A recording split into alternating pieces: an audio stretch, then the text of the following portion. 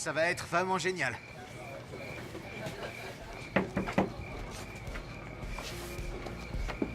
Il y a des gens super doués pour faire des cadeaux. Ben et moi, par contre, on est vraiment pas bons. Regardez ce pull qu'il m'a donné. Genre au moins 10 fois trop grand. Mon problème, impossible de garder le secret.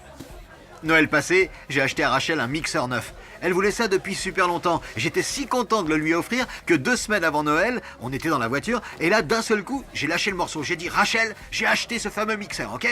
Eh, Dallas, c'est une épée laser. Mon problème, c'est que je sais jamais quoi offrir aux gens. Une année, pour Noël, j'ai offert à ma sœur un cadeau qui était censé être une blague. Le truc avec ma sœur, c'est... quand elle rit vraiment, vraiment fort, elle se pisse dessus. Alors je pensais que ce serait très drôle de lui offrir des langes pour adultes. Le truc avec les langes adultes, c'est que ça coûte un bras. Alors, une fois que j'avais payé ça, je n'avais plus d'argent pour lui acheter quoi que ce soit d'autre. Donc, elle a juste eu ça. Il y a des gens doués pour les cadeaux. Jason et moi, on n'est pas ces gens-là. Ce pull, c'est lui qui me l'a offert. Dieu est le meilleur pour les cadeaux. Il connaît les désirs de nos cœurs. Et il sait exactement quoi nous donner. On va consacrer les 2 prochaines sessions à parler du plus beau cadeau que Dieu nous fait. Le Saint-Esprit.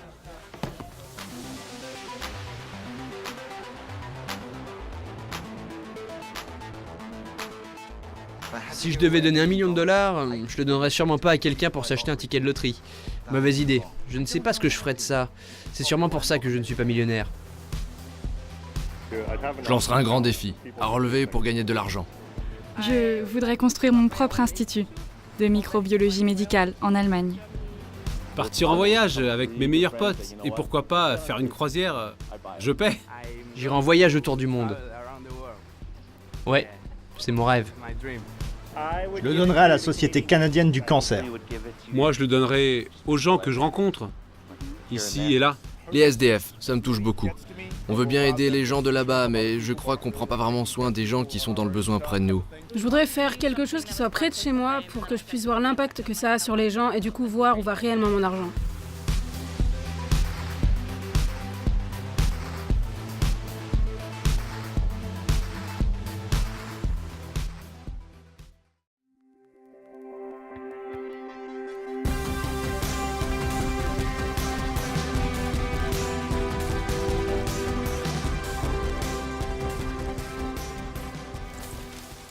Alors, qui est le Saint-Esprit? Le Saint-Esprit, c'est Dieu à l'œuvre sur la terre. J'aime comment la Bible décrit le Saint-Esprit. Consolateur, conseiller, avocat. Esprit de sagesse, notre guide, enseignant, don de Dieu et l'Esprit de Jésus. Le Saint-Esprit bosse sur la terre depuis le premier jour de la création. Il est Dieu présent avec nous au début et Dieu présent avec nous maintenant. Ce n'est pas une force impersonnelle ou un ça, c'est une personne. Il a une personnalité, et comme une personne, il peut être déçu ou enthousiaste. Jusqu'ici, dans Alpha, on a utilisé des noms différents pour parler de Dieu. Jésus, le Père et le Saint-Esprit. L'Église appelle ces 3 personnes de Dieu la Trinité. J'ai un ami qui décrit ça comme ceci. Il y a un Dieu qui vit éternellement comme Père, Fils et Saint-Esprit. Une essence divine en 3 personnes distinctes. Le concept de la Trinité est un mystère qui dépasse la raison, mais sans s'y opposer. Beaucoup de gens ont du mal à comprendre tout ça, et voici peut-être pourquoi. Vous et moi, on vit dans un monde en 3D, 4 dimensions si on inclut le temps. Pour illustrer cette analogie, imaginons que nous vivions dans un monde en 2D, comme le monde de Mario par exemple. Il n'y a que plus haut, plus bas, à gauche et à droite. Un jour, un visiteur étrange débarque dans ce monde plat. Il déclare qu'il vient d'un étrange monde en 4D au-dessus des plates montagnes, et au-dessus du soleil plat. Et il se met à parler de cubes. Les citoyens du monde plat se grattent la tête en se posant des questions. Mais c'est quoi un cube? Notre ami en 4D leur répond. Un cube est un carré fait de 6 carrés.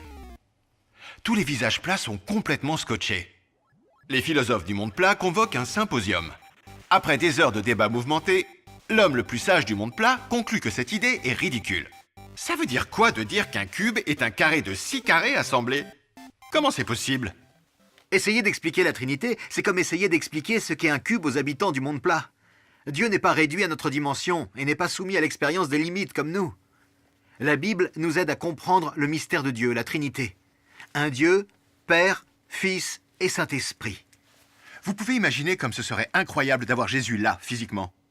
Vous mangez avec des amis et d'un coup, il n'y a plus rien. Boum, Jésus multiplie la toute dernière pizza.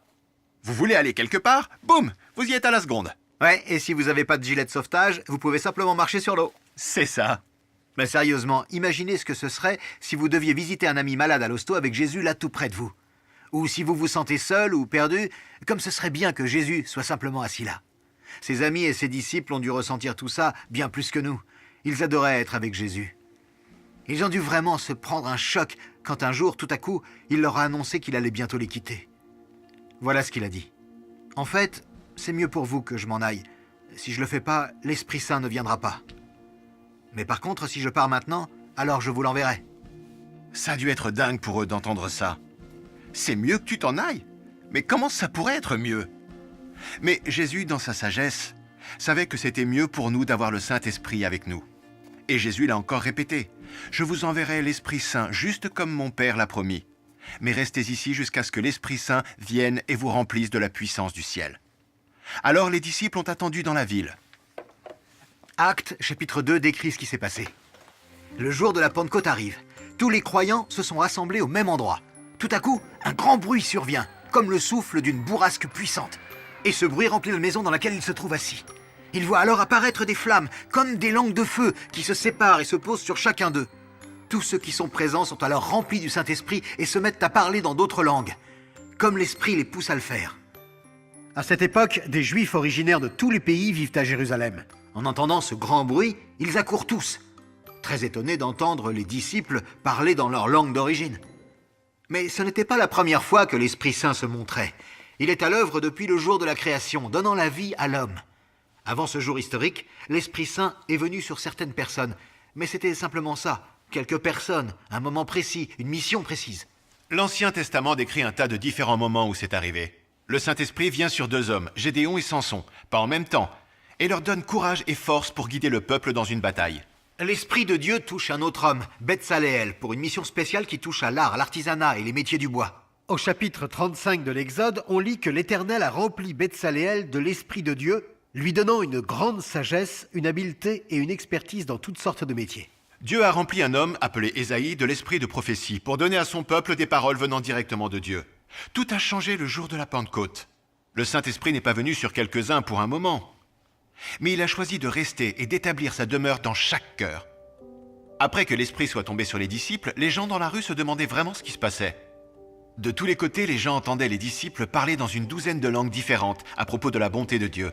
Les gens qui étaient là étaient scotchés et se disaient « Mais il se passe quoi ?» Et d'autres gens dans la foule pensaient qu'ils étaient ivres. Cette histoire continue dans le chapitre 2 des Actes. Alors Pierre, debout avec les apôtres, se met à dire d'une voix forte « Frères juifs, et vous tous qui habitez à Jérusalem, vous devez comprendre ce qui se passe. Écoutez bien ce que je vais dire. Ces gens ne sont pas ivres, comme vous le pensez. En effet, il est seulement 9 heures du matin. Mais ce que le prophète Joël a annoncé, cela arrive maintenant. Dieu dit, dans les derniers jours, je donnerai mon esprit à tous. Vos fils et vos filles prophétiseront. Je ferai voir des choses nouvelles à vos jeunes gens. J'enverrai des rêves à vos vieillards. Oui, en ces jours-là, je donnerai mon esprit à mes serviteurs et à mes servantes, et ils parleront de ma part. Quand le Saint-Esprit est venu à la Pentecôte, alors tout a changé. Dieu accomplissait sa promesse de donner son esprit à tous ceux qui croient en lui. Récemment, je suis sorti déjeuner avec un ami, Tyler. Alors qu'on mangeait, il m'a raconté comment le Saint-Esprit avait changé sa vie. Quand il était ado, il avait toutes sortes de problèmes à la maison dans sa famille. Et il était blessé et en colère. À un moment, il allait si mal qu'il voulait en finir avec la vie. Tout ce qui pesait si lourd en lui se manifestait par de la haine et de la colère. Voilà ce qu'il m'a dit ce jour-là. Il y a eu un jour où tout a basculé pour moi. C'est le jour où j'ai choisi d'être baptisé. C'était pas instantané, mais avec le temps, je me suis senti de moins en moins furieux et déprimé. Ces sentiments horribles commençaient à disparaître. Et finalement, j'ai commencé à ressentir une incroyable joie et de la paix en moi. J'ai commencé à expérimenter pour de vrai la présence de Dieu dans ma vie, et ça m'a rendu terriblement heureux. C'est un type vraiment costaud. Il est ceinture noire de judo. Et il était là, assis, avec des larmes plein les yeux, et il me disait qu'il n'avait jamais été aussi heureux. Il sentait que c'était comme s'il ne pouvait plus retenir toute cette joie en lui. L'Esprit Saint avait tant rempli son cœur et sa tête qu'il se sentait rempli de l'amour de Dieu et de sa tendresse. C'est pas qu'il n'a plus de problème, mais cette expérience de Dieu a bouleversé son cœur et ses pensées. C'est un très bel exemple de ce que le Saint-Esprit fait dans nos vies. Il comble nos cœurs de l'amour de Dieu.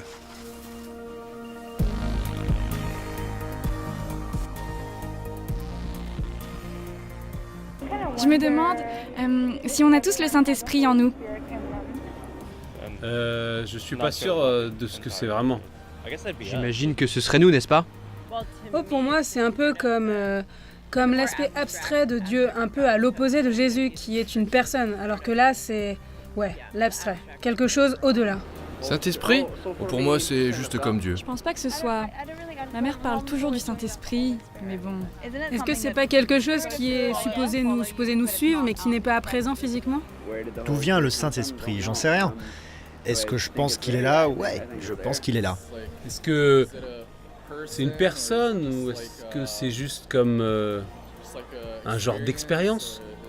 Ou alors c'est genre une présence? Ouais, qu'est-ce que c'est?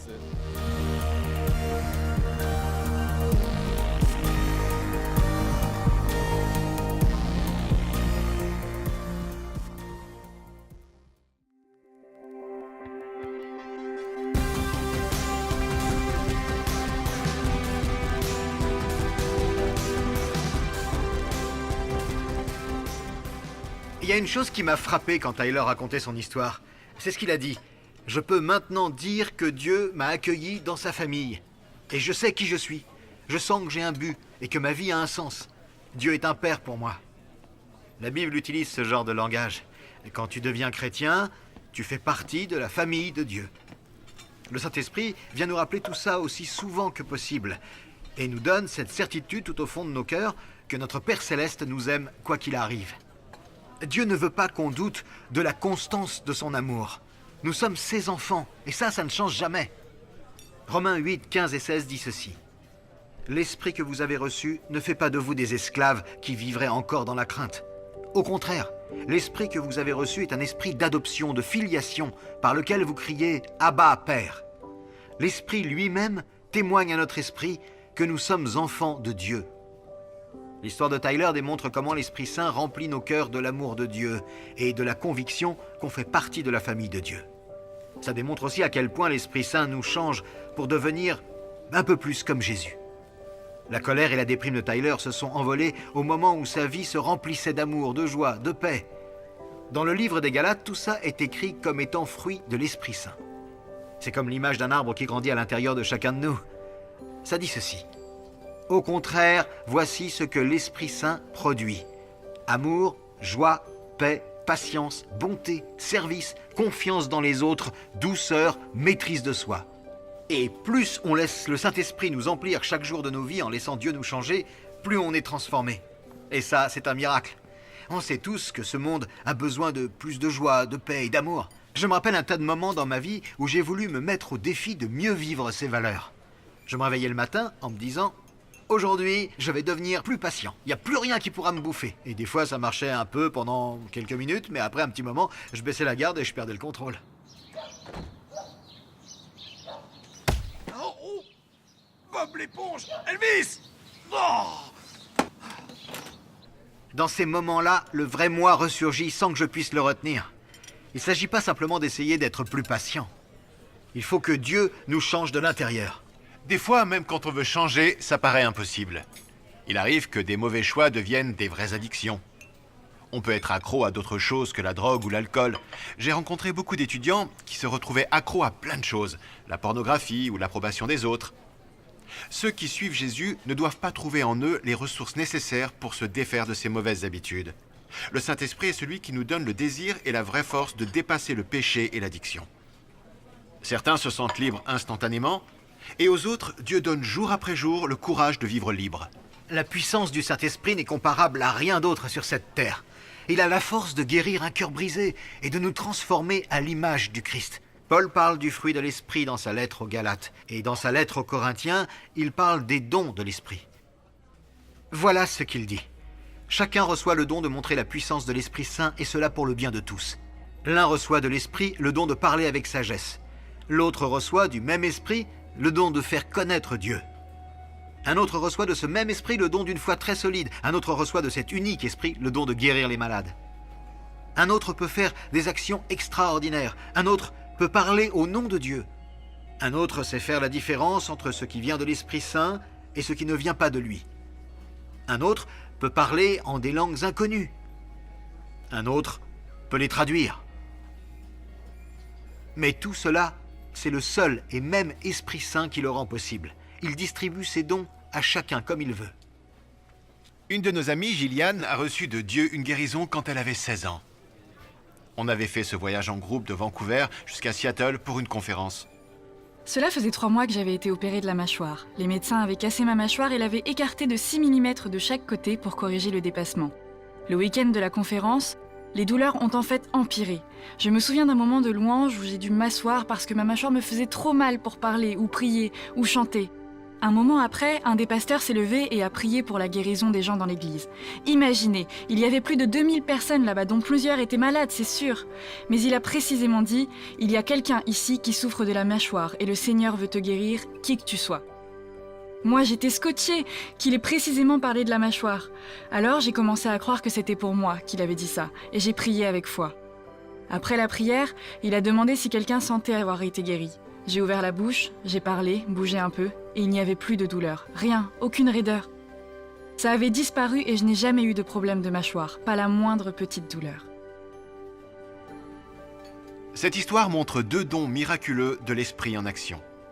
Une parole de connaissance et un don de guérison. Je me souviens bien de cette soirée, une expérience incroyable de l'amour et de la puissance de Dieu.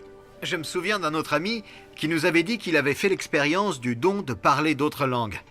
Il guidait le groupe de louanges d'un week-end alpha et a commencé à chanter des mots qui lui venaient en tête. Il ne le savait pas à ce moment-là, mais il y avait dans la salle une fille qui venait d'Italie. Elle ne parlait pas un mot d'anglais. Du coup, à ce moment du week-end, elle se sentait complètement seule et confuse. Pendant que Jamie chantait, ces 2 mots, ti amo, lui sont venus en pensée. Il sentait que ça venait de Dieu, alors il a commencé à chanter ça encore et encore. Il ne savait pas ce que ça voulait dire, mais pour elle, ça avait beaucoup de sens, parce qu'en italien, les mots ti amo signifient je t'aime. Ce soir-là, et par le don des langues, Dieu a utilisé Jamie pour dire à Stéphania qu'il la voyait et qu'il l'aimait. Dieu voulait lui donner un message à ce moment-là pour lui dire à quel point elle comptait pour lui.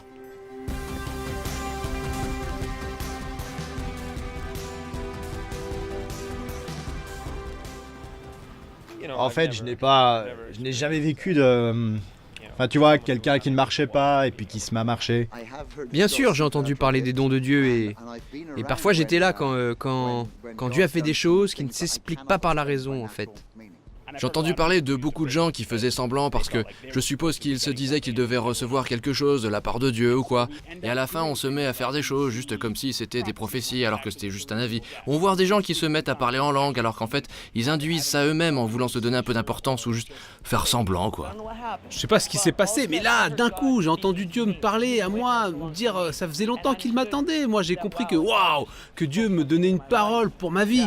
Ouais, je le pense de plus en plus ces temps-ci. Je réalise que même ma foi en Christ est un don du Saint-Esprit.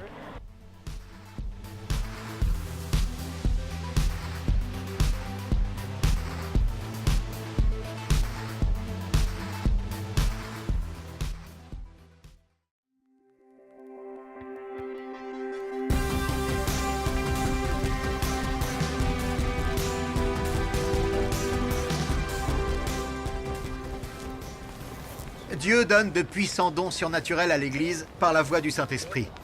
Et il donne ça pour le bien de toute l'Église. Il ne s'agit pas de gens qui font des trucs dingues juste pour épater les autres. Il s'agit de Dieu qui fait des choses incroyables au travers de gens ordinaires. On vit un moment important de l'histoire. C'est l'ère du Saint-Esprit. Il est en marche dans le monde aujourd'hui d'une manière qui restait inconnue avant le jour de la Pentecôte. Galates 3,14 précise que c'est la façon dont Dieu nous bénit à travers Jésus, pour qu'on puisse recevoir la promesse du Saint-Esprit. Hommes, femmes de tout pays, culture et milieu économique sont invités à se laisser toucher par l'Esprit de Dieu.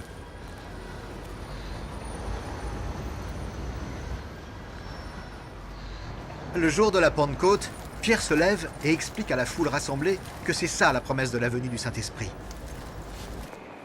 La promesse est pour vous, pour vos enfants et pour tous ceux qui sont au loin, en aussi grand nombre que le Seigneur notre Dieu les appellera.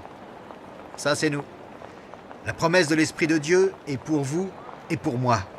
Ézéchiel 36, 26 dit ceci. Je vous donnerai un cœur nouveau, je mettrai en vous un esprit nouveau. J'enlèverai votre cœur de pierre et je vous donnerai un cœur de chair. Je mettrai en vous mon esprit. » Prions.